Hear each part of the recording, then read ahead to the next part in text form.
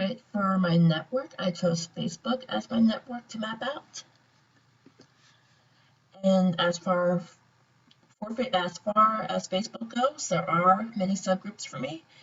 The first one would be former college classmates, and that would include classmates from Norwalk Community College, Bay Path College, which is now known as Bay Path University, the University of New Haven, and currently Quinnipiac University.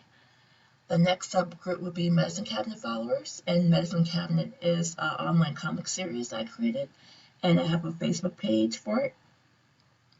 The next would be former work colleagues, and that would include work colleagues from the Center for Family Justice and the Domestic Violence Crisis Center, which are both programs that help people with domestic violence victims and provide them with shelter and whatnot. And the next, and another colleague, group of colleagues who come from the Center for Discovery, which is a program that helps juveniles with eating disorders. So they do help women, but the majority of programs in Connecticut are available for juveniles. The next will be Connecticut, which is a broad subgroup, but being that I have been in Connecticut since the age of 3, there are just a lot of connections I have within the state. The next would be Super Panda LLC colleagues, and Super Panda is the company I currently have an internship with, and they develop apps for the iPhone. They do plan to eventually release apps for the Android, but right now just the iPhone. And the last but not least are family from Louisiana, Texas, and Alabama. I was born in Louisiana. My dad's from Louisiana. My mom's from Alabama. So a huge chunk of my connections are from these states, and it's another relatively big subgroup for me. One subgroup I would like to break down is former work colleagues, and one colleague in particular, her name is Mariah. She was a co-worker from the Center for Family Justice, and she also worked for the Center for Discovery. She informed me of the Center for Discovery and was able to connect me to Rochelle, who was the supervisor at the time. She had years of experience in the field, and she also worked for in a field that was similar and had education within it. So I was considered Rochelle a maven, and through her I was able to get a position through the Center for Discovery. Another subgroup is Super Panda LLC, and it was founded by both Netta and Doug. I was able to meet Netta, who was able to connect me through Doug. And while both of them are experts in their own rights, Netta, I believe, more towards the marketing side of it, and Doug more towards the app development itself. But yes, I was able to get this internship, and the current app they created is Smitten, and Smitten is a cute cat contest. People are able to get on it, view the cats, see choose their favorite, able to upload pictures of their cats, and if their cat wins a contest, they're able to win prizes. The next group is Connecticut. I chose to break it down, just choose one person in particular, and her name's Monique. She's a hairstylist, and she owned her own hair salon at one time. She was able to introduce me to Shani, who she ended up working for, and Shani again owns her own hair salon, but also she was able to do this hairstyle called Sister Locks. She's actually certified to do it. To be able to do Sister Locks legally, because it has a copyright on it, you have to become certified. And because she's certified and has her own business and has been doing Sister Locks for a while, I would consider her a Malvin. And again, Sister Locks are just like regular dreadlocks, except they're just smaller and there is a certain technique to do it. One other subgroup I'll go deeper into is former college classmates. One in particular, who's still a close friend now, is Brittany. She informed me of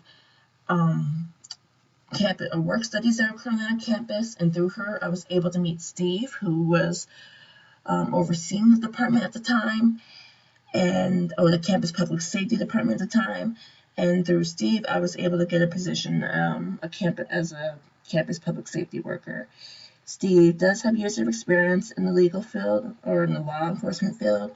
So in that sense, I do see him as a Malvin, being that he has experience and was able to train me in what I had to do in the field. But going back, especially in regards to what my roles were, and others is just being, I guess, part of a social relationship online, being back and forth. But a couple that were more in depth were being a part of Super Panda LLC, because I do have control of their social media platforms, not just Facebook, but also Instagram, Reddit, and Twitter. And I'm able to be the moderator in a sense where I'm able to make sure the boards are clean of any profanity. I'm an influencer, and the way that I can say, welcome new members and invite new members onto the site as well and answer questions. And as far as Medicine Cabinet, similar to Smitten, where I have control, especially since I'm the owner of the social media platforms, can invite new members, can welcome new members, and answer questions and act and take on the moderator role as just making sure all rules and regulations and whatnot are being followed by the members. As far as do these networks succeed in communicating, and if they fail at it, it's a bit hard to say in the sense for some of these networks I have. Again, a lot of people, as the reading states, don't tend to share facts. They tend to share things based on emotion, and overall just communication is a way to help us, especially online, is a way to help us build our own online reputation. So it's the communication succeeds in a way where it helped me a lot networking. A lot of previous coworkers and classmates alike would want to share their own experience, build up their own reputations. And in that way, you'd be like, oh, that's interesting. Can you tell me more? How can I get into that? And so while building up their reputations, broadcasting their resume in a sense, you can network through that. So in that way, it can become very successful. In some ways, it can fail because since we do not share numbers as much, if I were to just share certain numbers, such as, let's say, just a scientific fact sheet on cats for the Smitten page, I tend to share a lot of cat information. So if I just say I have like a sheet talking like about cats as strictly numbers, that wouldn't spread. But if there was like a cat story that was like really sad and I had posted that, then that would tend to spread because emotions such as sadness and anxiety tend to spread, which is interesting to think about now because I do tend to post a lot of links about happy stories and calming stories.